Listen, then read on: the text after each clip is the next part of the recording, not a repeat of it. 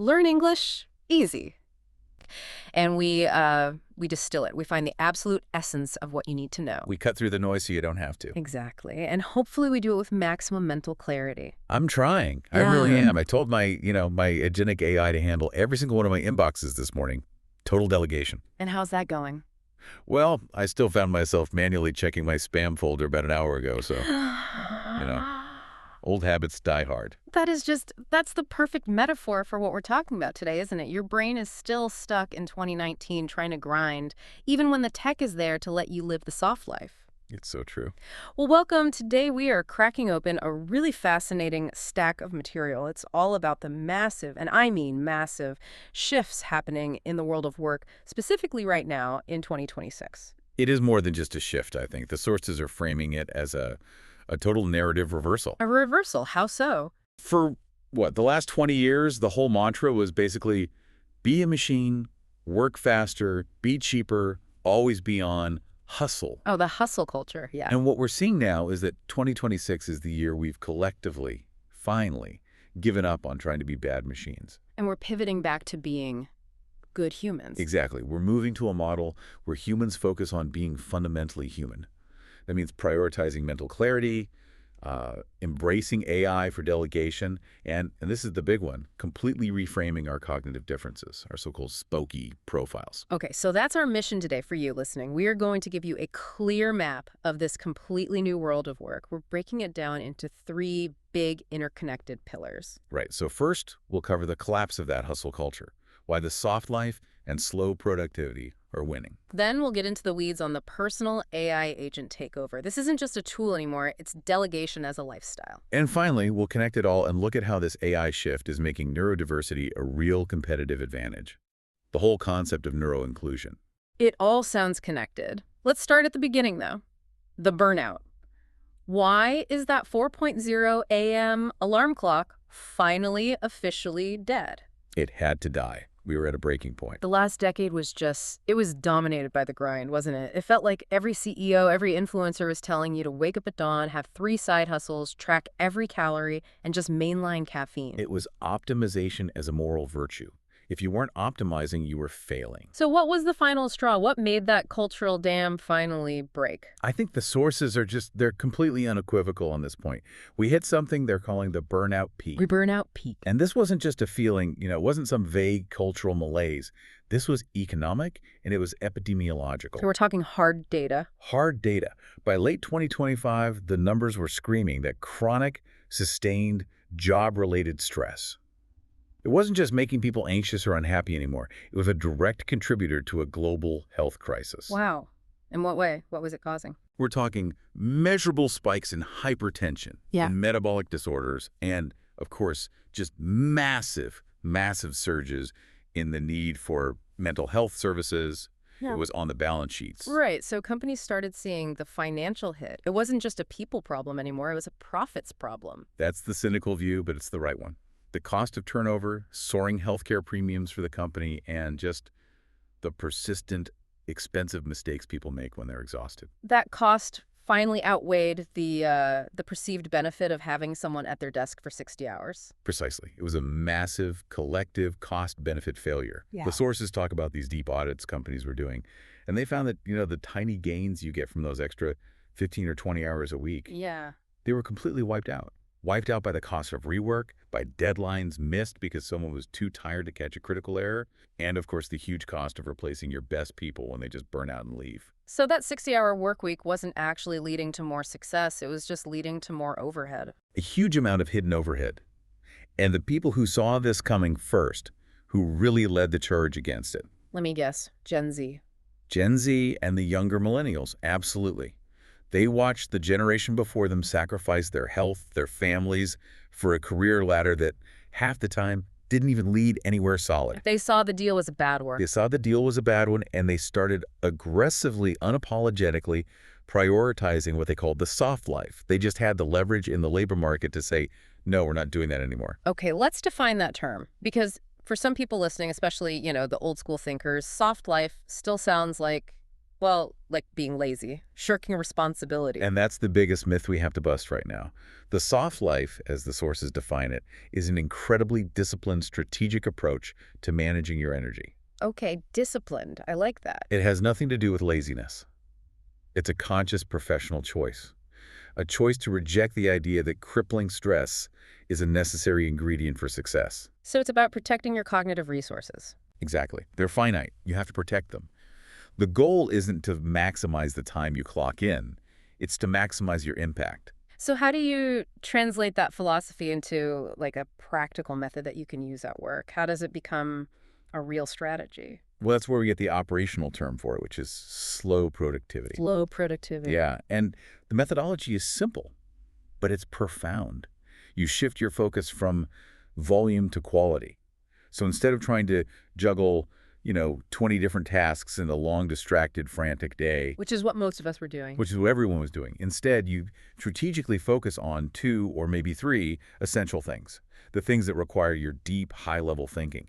It's all about depth over breadth. And I saw in the sources there's almost a mathematical formula backing this up, which I found fascinating. Yes, and it's so helpful because it just formalizes why the old hustle mindset was so flawed. You can think of the value you generate with this simple relationship. Okay, break it down for us. Your total value equals the quality of your work, multiplied by your mental clarity. Value equals quality times mental clarity. Okay. I love that formula because it's so instantly concrete, isn't it? It makes the whole concept click for you. It really does. And it has to be concrete because this is what's informing corporate policy now. Think about it. If you're working a 65-hour week, you're not sleeping. You're fueled by anxiety and caffeine.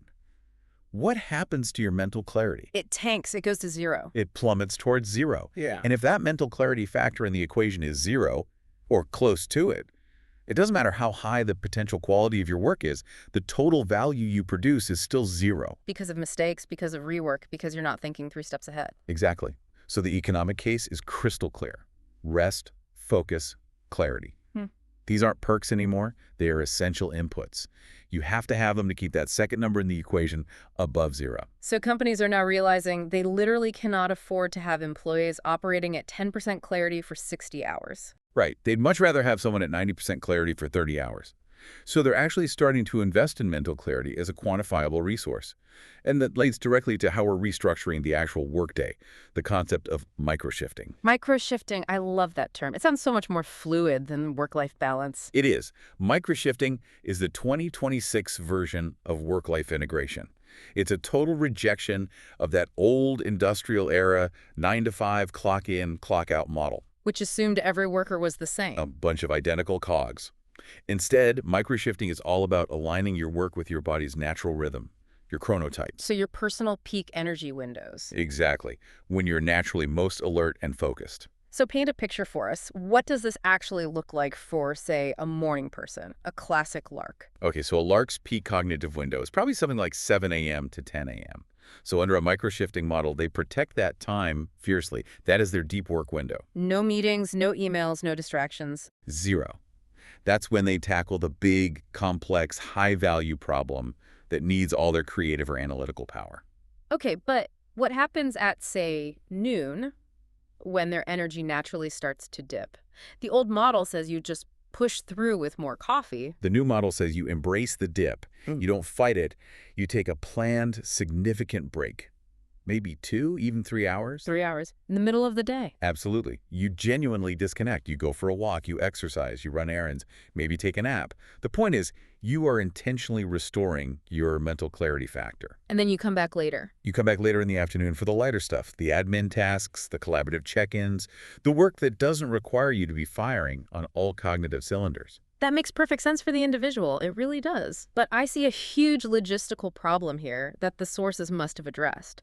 If everyone is on their own personal schedule, how do teams actually work together? That is the critical question. How does a manager even schedule a meeting if half the team is in a do not disturb deep work state and the other half is, out for a 3-hour nap? Right, and that's the hurdle that had to be solved for this to work. And the answer is really twofold.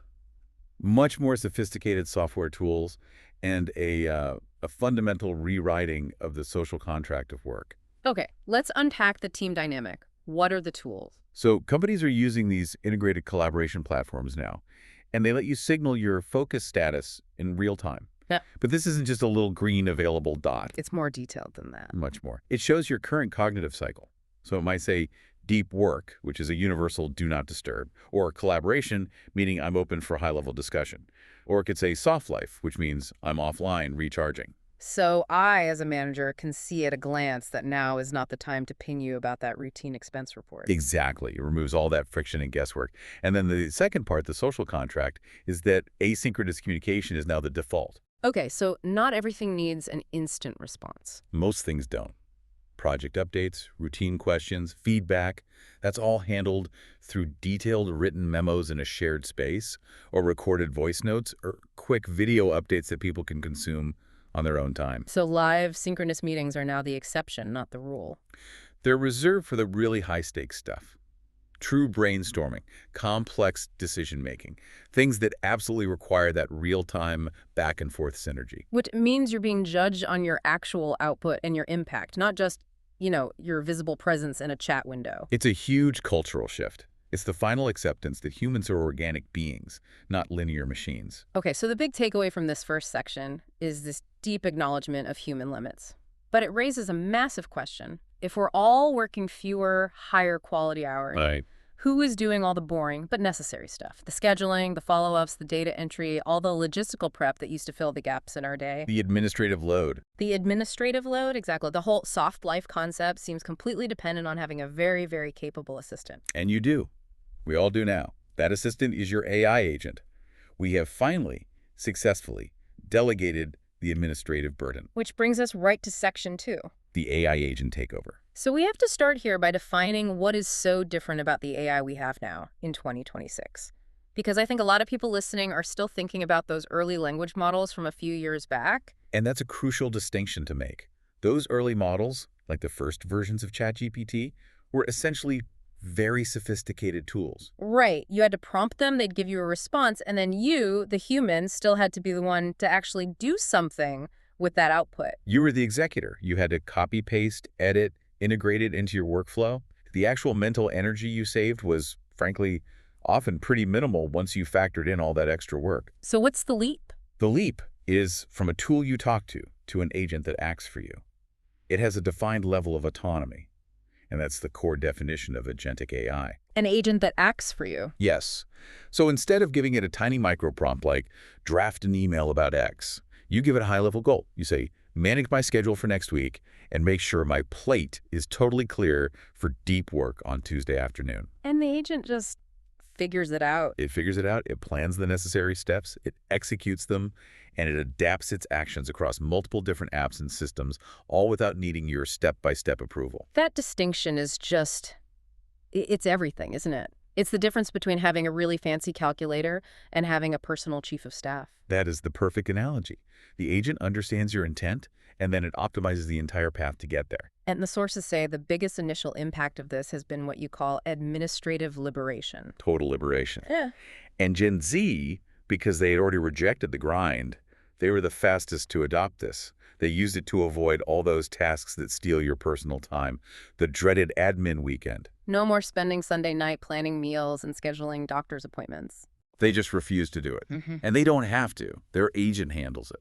Okay, let's get really granular on this, because for this to work, the agent needs a ton of access to our digital lives, right? It needs deep access. For true agentic function, it has to operate across your entire digital ecosystem. So what does that mean, well, practically? It means secure, authenticated access to your calendar, all your email accounts, personal and professional, your banking and expense apps, and even external systems like travel sites, health portals, grocery services. Okay, that sounds amazing, but my alarm bells are going off. That level of deep, comprehensive access, that sounds like a security and privacy nightmare waiting to happen. And that is the essential problem that had to be solved before any of this could go mainstream. You're absolutely right to ask that.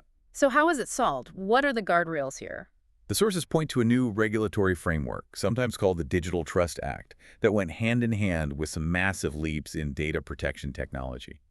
The key mechanism they all talk about is the use of zero-knowledge proofs.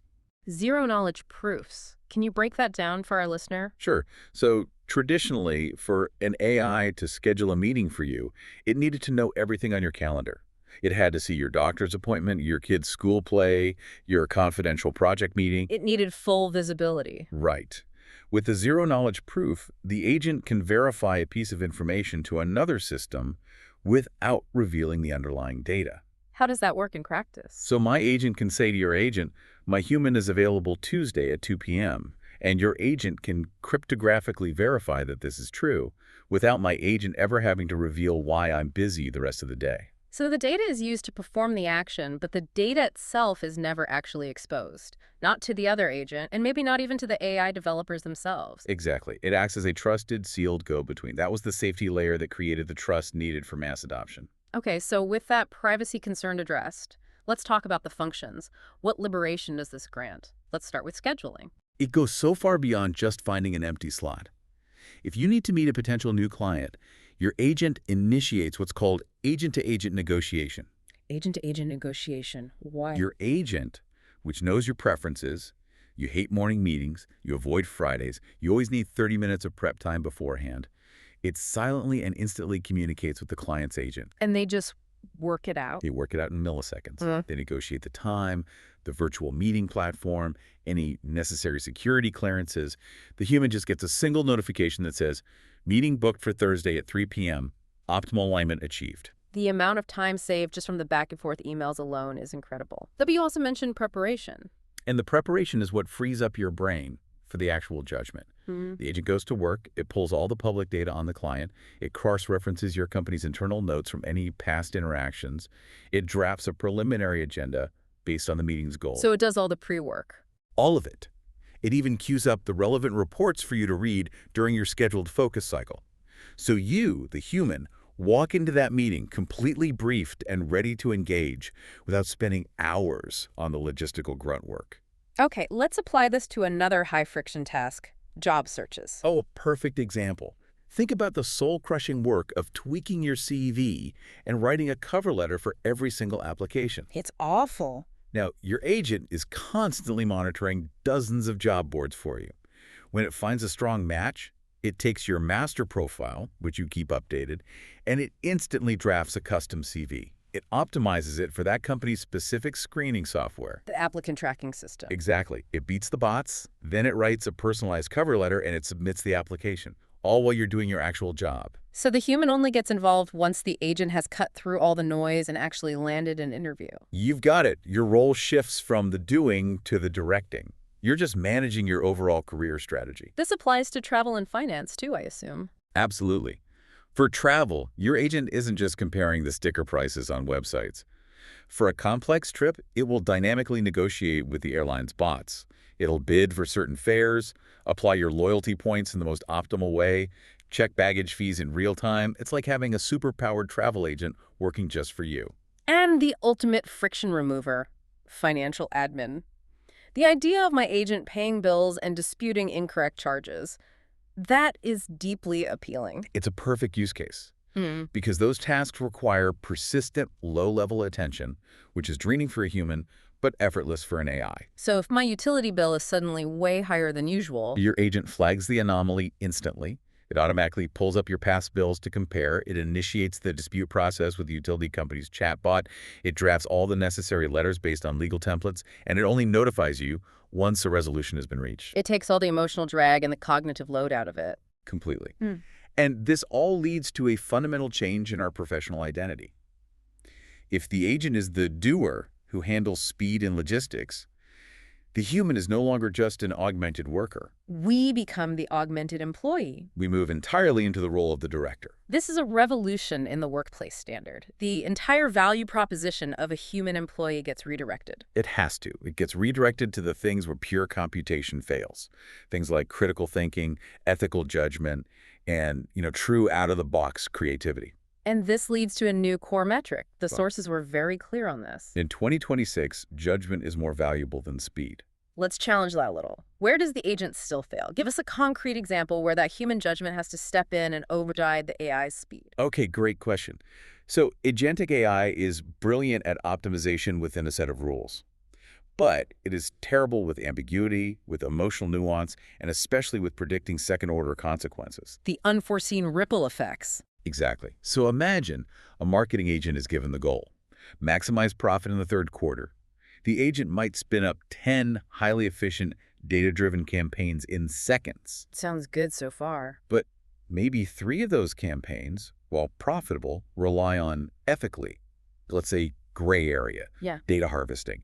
Or maybe one of them completely alienates a small but growing demographic that's critical to your 5-year strategic plan. The AI can't see that. It's just focused on the immediate goal. It achieves its goal with incredible speed. The human director has to be the one to step in and ask the bigger question. Is this the right direction for the long-term health and the values of our brand? So the human becomes the custodian of the mission, the ethical guardrail. You are the strategic and ethical guardrail.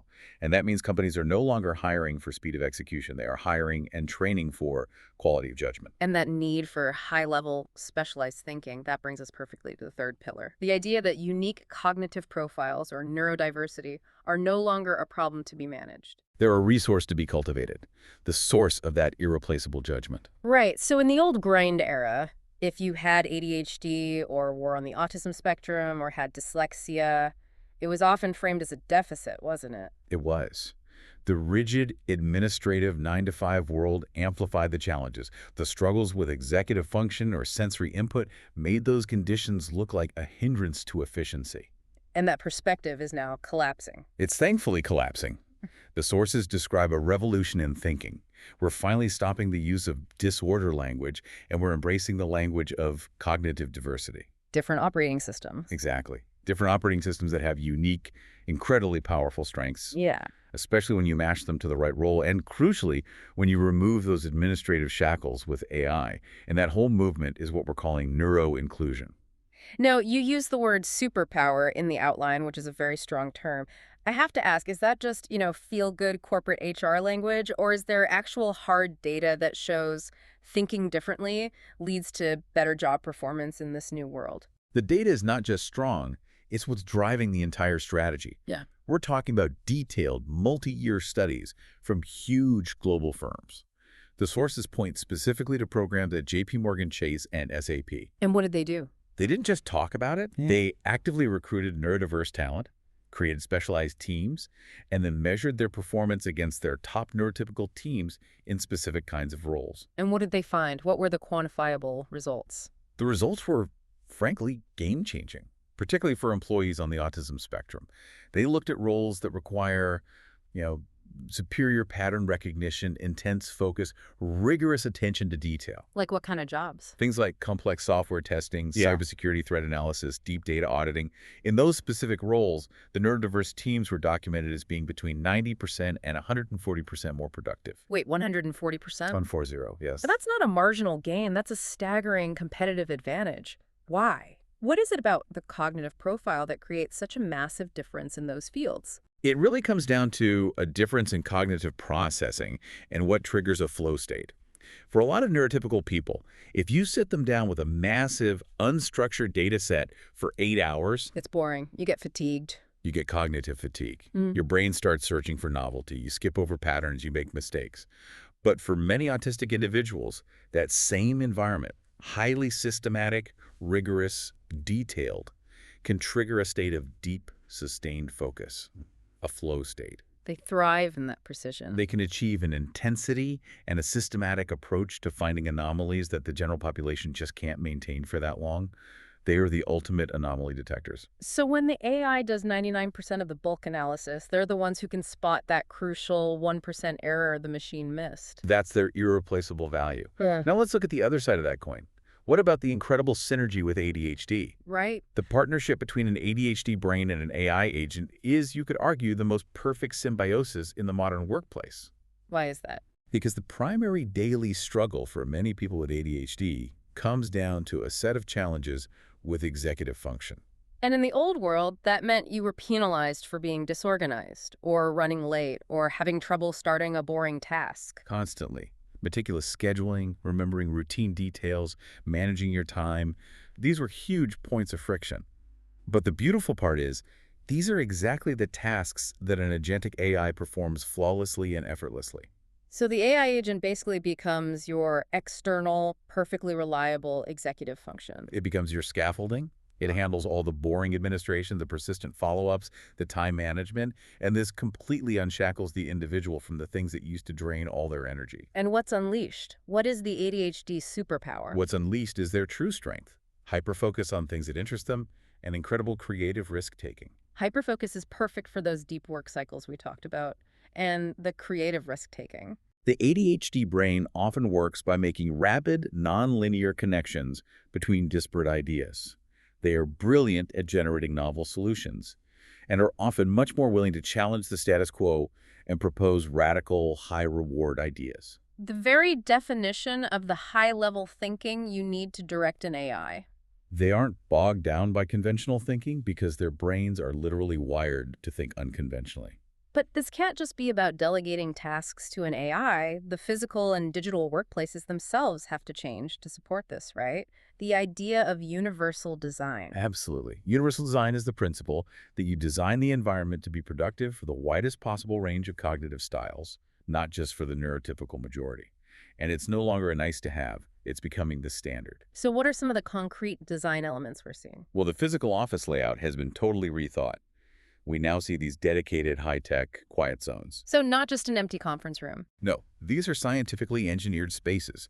They have customizable lighting, ambient noise cancellation, strict rules against interruptions.